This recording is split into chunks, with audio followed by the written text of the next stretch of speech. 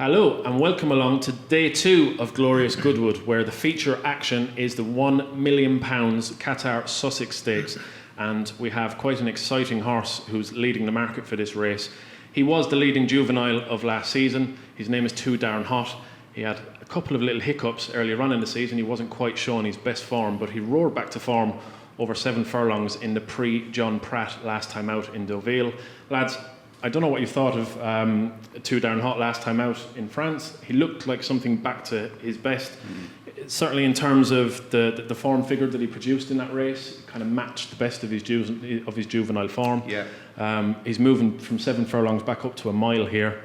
What do you think of the market leader for the Sussex Stakes? Well, the first thing to say, he's probably quite a fast mile, isn't it, Goodwood? Obviously, they sweep off that top bend, and it doesn't put the accent on stamina that perhaps, a mile at the Curragh might do. So, although for me that was his most disappointing performance, that race in Ireland, but he did have a very interrupted spring, didn't he? And he was rushed for that race at the Dante Festival in the Dante behind Telecaster, and I just wonder whether they tried to compact a little bit too much into a short space of time with Too Darn Hot. Obviously, he was a champion 2-year-old last year. The duo's performance is working out pretty well now as the season continues. Second was Advertise, third was Anthony Van Dyke, and fourth was Sangarius, who've all gone on to win feature races this year, derbies and Commonwealth Cups, etc. Yeah. So, that form is starting to stack up quite nicely. And his performance last time at Deauville, he was tremendously impressive. Space Blues went into the race. Godolphin perhaps felt that he was capable of mixing it with Too Darn Hot, and he just destroyed him. He just ran away from him. Yeah. And given the way that Frankie Dettori's ridden all summer, even money doesn't look too bad to beat this field. Mountie, if you were to sum up Too Darn Hot season in one word, what would it be? It's a toss-up between unorthodox and tricky one, because I was quite happy to take him on at Ascot. I think I even said he was too darn slow when we were doing the preview that time. That was a bit harsh, admittedly, but he did fail to settle when third to Circus Maximus. He'd also failed to settle when runner-up to Phoenix of Spain at the Curragh in the Irish 2000. I mean, maybe that was worth upgrading because he did come from mid-division on a pace-favouring track. I agree with Sam, he was impressive at Deauville, but that was in a straight 7 furlongs in a biggish field, and he was drawn on the right side as well, the far side where all the pace was. We're going to be looking at a small field tactical affair on undulating track, round a bend. I mean, I'd take a short price that he's going to take a strong hold again and race choke out, and that could perhaps be his undoing at very short odds. But the race could really fall apart. I mean, I was interested in King of Comedy, but you said this one may head to France instead now. Yeah, so I think he's going to head to France for another, and I think Romanised as well also heads over to France for his next target. It's a shame King of Comedy. I mean, his dad won this 5 years ago. He was tremendously impressive with the race. It would have been good to see him go head to head. King of Comedy, I mean, John Gosden seems to think that he's ideal over 10 furlongs. He's looking at races like the Irish Champion Stakes for him later on in the season.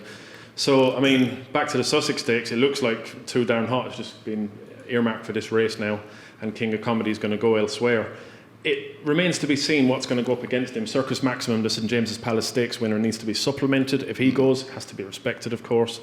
Phoenix of Spain, you'd suggest that he's perhaps a solid each-way poke at around about the 6-1 mark as things stand.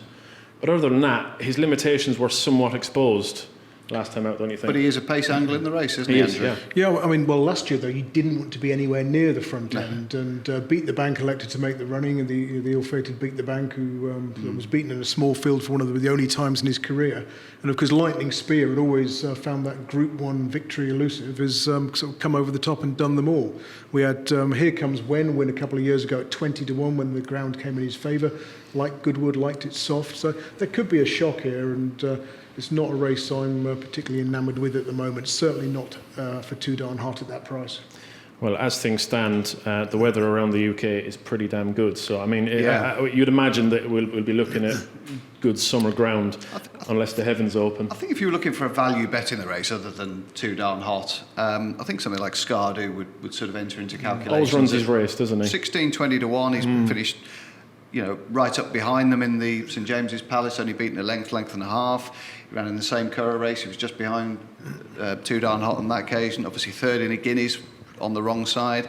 He has won over 7 on fast ground as well, so he has got that little bit of speed, so that shouldn't be an issue. So 20-1 on the same form line as Two Darn It might be Hot. worth sort of playing each way to anti-poster small stakes. You're getting 3 places, and it could cut up to 7 or fewer runners on the day. So you Or might on the end day up without the favourite, extra if places. there was a few runners. You'd suggested a Queen Anne winner, Lord Glitters. I mean, he's got to give £8 away, doesn't he, to his younger rival? So that would be his Achilles. The track worries me more with him. Yeah, Just as well. and the pace. I mean, like Accidental Agent, he seems best off a strong pace at a big field. So it will be interesting to see if these horses take their chance, the likes of Lord Glitters, the likes of Accidental Agent as well. Scardu might just be a good shout, you know, Sam. Well, that's been known occasion. No, because it is difficult to get a grip on exactly what's going to take on Two Darn Hot. I don't think Scardu's going to be, and Connections will be afraid of taking on this race. Well, I'd be amazed if they didn't. I mean, he hasn't got a lot to find with the favourite, has he? No, not a great deal. So, yeah, Scardu, I would agree with that as a fair value selection. And Mountie for yourself? I'm not going to make it 3 for Scardu. I don't want to put the mockers on, but I think at this stage I just have to hold fire. Take a pass. Keep my powder dry and You'll be a have a closer look at layer that. of Two Darn Hot odds on probably when the final declarations come through. There's a couple of handicap races on day 2. We've also got the Mulcombe Stakes over 5 furlongs. I'll be interested to see if Keith Dalgleish runs Glas Vegas in the Mulcombe Stakes over 5 furlongs. He was staying on really strongly in the Windsor Castle at Royal Ascot last time out. I know you have 1 or 2 kind of handicap angles at Goodwood in terms of pace and things. Well, I mean, in terms of the draw on the straight track for the 5 and 6 furlong races, low to middle down the centre of the track. You don't want to be anywhere near that stand-side rail. If you look at the sprint races and fields of sort of 10 to 20 runners, since they've reversed the draw in 2011, those drawn in double figures are something like 11 from 300.